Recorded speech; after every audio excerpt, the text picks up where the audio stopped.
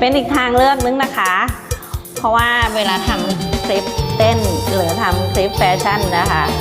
เพลงเนี่ยจะเป็นปัญหามากเลยนะคะที่แบบว่าโดนปิดอะไรประมาณนี้ค่ะหยองก็ไม่ได้ซีเรียสค่ะหยองก็เปิดหมอลำบ้านเราใส่เลยค่ะเป็นทางออกอีกอันนึงนะคะไปชมกันเลยค่ะ